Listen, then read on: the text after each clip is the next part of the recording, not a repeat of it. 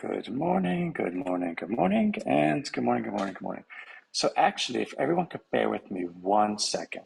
So I didn't want to be late, but I'm actually completing something right now that is super urgent. Oh my God, we have like a lot of people that were just watching me. So nutty. Okay, cool. Welcome. Hi. Okay, so much going on, so much going on. So what do we have for today? So I was wrapping up with contracts I needed to send somebody. They now have it. They are prepared to receive it the second, and they are prepared to act with it. I'm hopeful that that process is not a long one. I've been assured that it'll be as expedited as possible. So everything that we could do, we're doing, and that's a good thing. And it has a happy ending, I believe, as well, because I've already been assured of the happy ending. Okay, so let's get that out the way. Let's see, where are we? So also, I'm going to share with you, I have a bit of a panic. So I was watching Facebook, Meta. They did a presentation yesterday, and they have these fantastic VR headsets. It's Quest 3. They've really been doing a good job in improving and updating all of that stuff. Oh, Deb, I know I have a text from you. I haven't read it yet, but I will. I just want to say that I haven't gone through my text messages at all yet. But in Facebook's release of what they're offering as all of their new products, they do have a chatbot. They have a really good one. A lot of these companies are coming out with personal assistant chatbots. Hey, Rick's in the house. I love it. Hey, Deb. And that's okay, right? Everyone could have a chatbot. That's not what we're focused on. Our chatbot isn't just a chatbot. It's not like, okay, you put this in your phone and you talk to it. No, TED is actually designed to be your best friend. Now, of course, they could be doing the same thing. So that's not a moat. We don't believe that our idea of TED being your best friend is a moat that no one else could do. In fact, it would stand for the reason. Anybody that's trying to compete or looking to be in this space would do the same thing.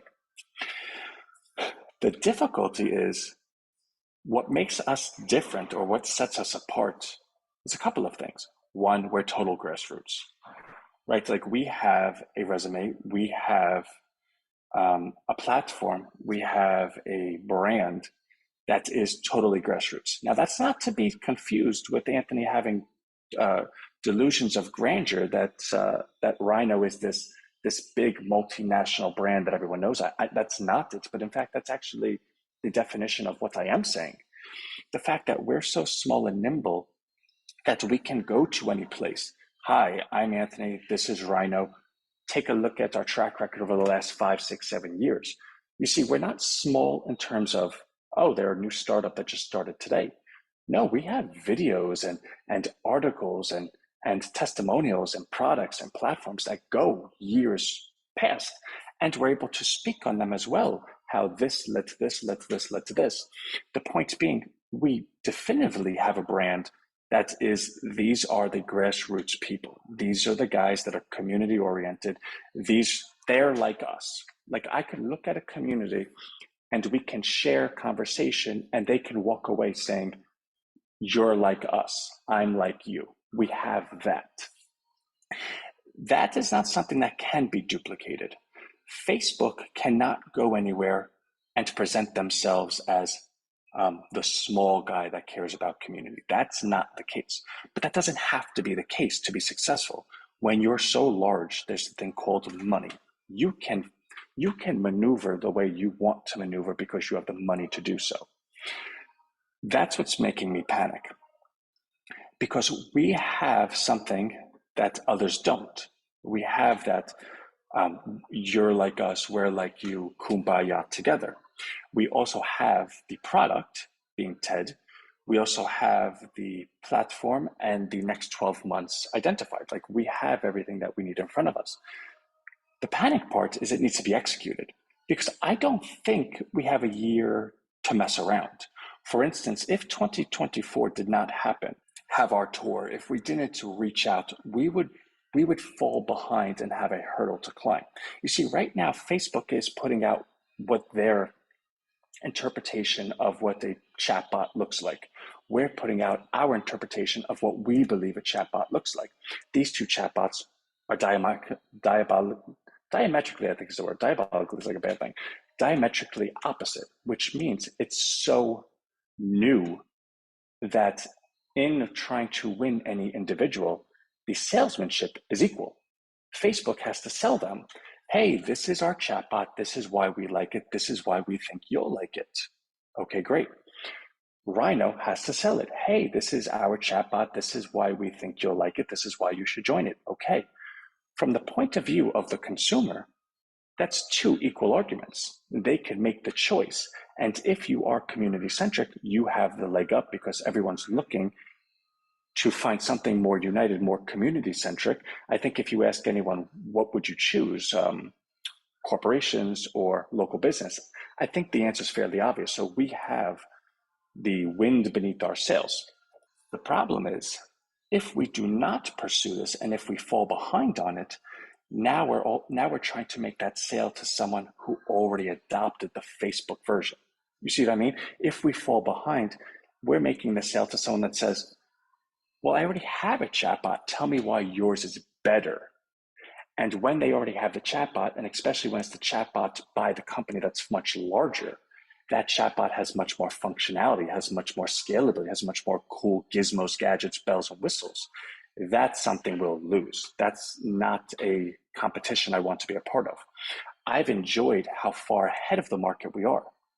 We're not that far ahead anymore. We're kind of at the point of the market. What makes us different, on top of everything I just shared, though, is that we have the marketplace connected to it. That's the brilliant idea. And the marketplace connected to it is also a derivative of having Rhino Street. So you can't have the marketplace if you don't have the search engine as well. But does Google have a search engine? Of course they do. Does Facebook have a marketplace? Of course they do. Again, do they win the conversation? Do I want to be with local business or I want to be a corporation? No, they don't. But you can start seeing, all right, they have the assets. They're starting to see the idea. If they want to connect a marketplace to this, could they? What would it look like? How many times would they get it wrong before they get it right? All of these questions have timelines associated with them. I don't know the answer to those timelines. It could be a month. It could be 5 months. It could be a year. It could be tomorrow. Those are the things that keep me up at night. Because when you're in this head, which is probably certifiably insane, you're constantly looking at 10 steps ahead. And when I can see 10 steps ahead and I start seeing challenges and competitors, I get not nervous, but I get anxious. We need to be moving faster. We need to be doing better. Are we going to have any copyright or trademark infringement with TED, the speaking platform? We'll get to that stuff. We will. It's not on my mind yet, but that is stuff that we have to get to. So the point of the story being, our TED is in production. It's really quite good. I have to still build the prompt for the actual TED because everyone's experience thus far is with the demo TED. There is going to be a real TED that you're going to have total access to. It'll be specifically for you. I still need to build that prompt out, which won't be too different than the prompt. Hey, Brian, won't be too different than the prompt we have. But over the course of the last month and a half, all of the feedback I've received, all of my testing, there are cool things I want to do. There's more I want to add to it, and then we'll add. So a lot of that has to do with what our expectations are for 2024, which was what I was doing when the call started. I did speak to that investor. We did not have such great news yesterday, but it wasn't debilitating news. It was more or less, all right, well, this way didn't work. Let's continue finding ways that do work. Because again, with that particular structure, there's a trustee, there's a board, there's administrators, and everyone has to be aligned. So when you are moving money from such a structured retirement environment, it just needs to check the boxes in terms of how it's structured. But the individual, it's their money and they're the ultimate say. So it's one of those things that if you knock at the door enough times, they eventually open it, right? Otherwise, you're being told you can't have your money, and that's kind of like against the law. So it's just a matter of timelines. And I fully believe that that's going to come to fruition sooner than later. Hence my call that I was on this morning. Rhino Bucks, I haven't been doing that much to it. Again, we've been repurposing resources to move this along. Once funds hit, I have committed that I'm revaluing Rhino to $3. Now, of course, that's bigger than a sentence. Oh, you're going to revalue it to $3. What does that mean? Well, I can't just press a button and say Rhino $2 to Rhino $3. I have to buy enough Rhino to move it up to $3. At the same time, I have to fortify the market enough that there will be some opportunistic people that say, oh, well, $3, I'll sell 1,000, I'll sell 2,000, I'll sell 3,000. I need to make sure that I'm able to calculate what those expectations are and make sure that the market is strong enough that it could absorb that, plus have a certain balance on the side that if it's unable to absorb it, that we don't cascade, that I have enough to buy more, more, more.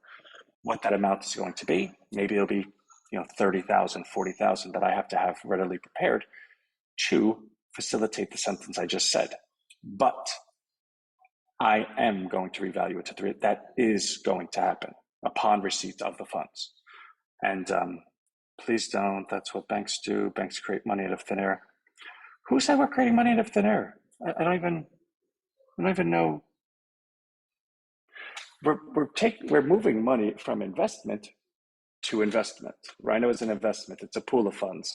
The value of Rhino is each individual. Well, I don't know what you're saying. No, too. We could talk about that later. I'm on very, very sound economics on this one. So we are going to revalue it to 3. We're not revaluing it because we're making monopoly money. We're taking actual physical cash and putting it in, hence the value. That's what banks do, not right. Okay, Deb, we're going to have that conversation another day because we're not doing fractional reserve banking. We're not lending 10 to 1. We're taking this and moving it here. And when we move it here, this is worth more because there's more of this. Love you. Okay, so that's that. I understand. So just for people that don't know, Deb is on my cell phone. Like we talk. Like she messages me at 6 in the morning. I love you. Have a great day. So there's certain people that I feel comfortable going back and forth with. She's one of them. Okay, so investment is good. Rhino Bucks, that's my commentary on it. I don't want anyone to look at it and say, well, there's really not much going to it today. Well, we have bills and we're repurposing things. Ted is working just the way he's supposed to be working. He's moving along. Rhino partner, I love it. So there's a lot of work going on. Thank you. Needed a good laugh. Rhino partner is going really well. So we did another showing yesterday. In that showing, we went through Miller Lite completely, the entire platform. I've then edited that video and it's really perfectly there. In fact, I'm also updating the sequences as well. So if somebody were to join Rhino Partner today, their confirmation email, well, they have the confirmation email, but the next day email is the boot camp of what we're doing now. Therefore, anyone that joins Rhino Partner within 48 hours is going to have the complete lay of land so that they can get in, activated, and mobilized immediately, which is good. Today in Rhino Partner, I want to see people send emails.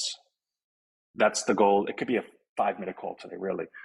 Does everyone have their leads? Does everyone load their CRM? Even if we're sending 10 emails, that doesn't matter to me. Let's copy and paste the email, move it in. Do we know how to do the variables? Do we know how to press send? Are we all comfortable? Yes, press go, done. Step by step by step. So that is Rhino Partner today. Oh, the 1 o'clock call, which I really committed that I was going to have a presentation set up for. I've decided that needs to just be a Monday then. Because even yesterday, when I thought I had time, I didn't have time. In fact, I didn't stop working yesterday till 8 o'clock. And I did not get to that presentation. So I think what I'm going to do is cancel those calls for this week so no one gets confused. And those calls will be activated starting Monday, which will be good because the affiliate team is going to be really revved up by then. Plus, we're going to take new partners in for Rhino Partner. We'll market it more so people can join. And we're going to start promoting TED more so that the individuals can think about getting into TED. If they don't want to get into TED, they could sign up to get into the webinar. So all things being equal, it works perfectly for that to be a Monday thing, which also has the benefits of me pushing it off. I get that, right? Like if I completed it, my tune would be different. But in terms of allocation of resources and one of those resources being time, this is just the way it needs to be done. Otherwise, everything's good. I mean, everything is going the way it's supposed to go. The reason I sound like I'm nuts is because there's like 7 or 8 different components that need to be being done correctly at the same time, and they are being done. So I think that's it. All right. So I love, love, love y'all. I will get to. I want to. Should I get an email out today? I'll try. I'll try. I also don't want to bombard people with emails, so maybe I won't. Maybe this. I do want these calls to start becoming more popular. I haven't been emailing for people to register for the call. I want that to happen. We have 10,000 email opens a day. We could have more than a couple of hundred in our Zoom. So, okay, that's it. I feel like I'm just rambling because I want to keep talking to you because once I'm done talking to you, I have to go into the day and this day's going to be like 12 hours long. And that was like maybe, anyway, love y'all.